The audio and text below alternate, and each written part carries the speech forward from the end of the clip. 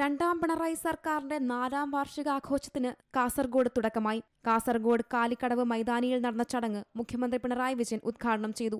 കേരളം 9 വർഷത്തിനിടെ കൈവരിച്ച വികസന നേട്ടങ്ങൾ ഉയർത്തിക്കാട്ടിയ മുഖ്യമന്ത്രി കേന്ദ്രം കേരളത്തോട് കാണിക്കുന്ന അവഗണനയും ചൂണ്ടിക്കാണിച്ചു. മുണ്ടക്കൈ ചൂരൽമല ദുരന്തത്തിൽ പോലും കേന്ദ്രം സംസ്ഥാനത്തിന് നേരെ മുഖം തിരിച്ചെന്നും കേരളത്തിലെ പ്രതിപക്ഷവും വികസന കാര്യങ്ങളിൽ സംസ്ഥാന താൽപര്യത്തിന് എതിരെ നിൽക്കുകയാണെന്നും മുഖ്യമന്ത്രി ഉദ്ഘാടന പ്രസംഗത്തിൽ വ്യക്തമാക്കി. ജനങ്ങൾ ഏൽപ്പിച്ചത് ആ ദൗത്യം നിറവേറ്റാൻ തുടങ്ങിയപ്പോൾ ഒരുപാട് പ്രതിസന്ധികളാണ് നമുക്ക് നേരിടേണ്ടി വന്നത്. ഒട്ടേറെ ദുരന്തങ്ങൾ, അതോടൊപ്പം മാരകമായ പകർച്ചവ്യാധികൾ, ഇങ്ങനെയുള്ള പ്രതിസന്ധികൾ യഥാർത്ഥത്തിൽ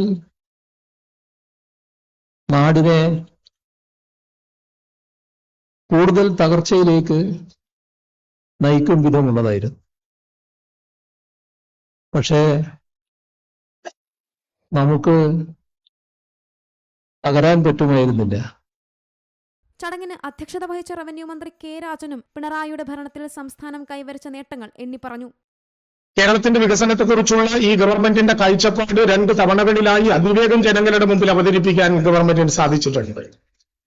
കേരളം അതിവേഗം വികസിക്കുന്ന അഭിമാനകരമായ ഒരു അനുഭവമാണ്. പാലാനാരായണൻ നായർ എഴുതിയതുപോലെ കേരളം വളരുന്നു, പശ്ചിമഘട്ടങ്ങളെ കയറിയും കടന്നും ചെന്ന അന്യമാം രാജ്യങ്ങളിൽ എന്ന വരിക ഉയർന്നു.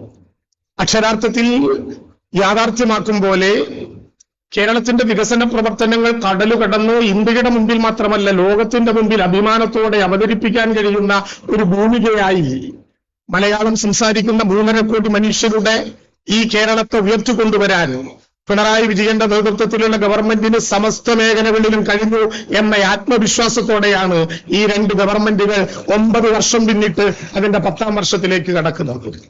മന്ത്രിമാരായ K Krishnankutty, A K Saseendran, V Abdurahiman, Kadannappally Ramachandran തുടങ്ങിയവരും ജില്ലയിലെ MLA-മാരും ചടങ്ങിൽ പങ്കെടുത്തു. ചീഫ് സെക്രട്ടറി ശാരദാ മുരളീധരൻ സ്വാഗതം പറഞ്ഞു. അതേസമയം സർക്കാർ ധൂർത്ത് നടത്തുകയാണെന്ന് ആരോപിച്ച് പ്രതിപക്ഷം പരിപാടിയിൽ നിന്ന് വിട്ടുനിൽക്കുകയാണ്. C Malayalam news, Kasaragod. ഏറ്റവും പുതിയ വാർത്തകളും വിശേഷങ്ങളും വിരൽത്തുമ്പിലറിയാൻ സി മലയാളം ന്യൂസ് എല്ലാ ഡിജിറ്റൽ പ്ലാറ്റ്ഫോമുകളിലും ലഭ്യം.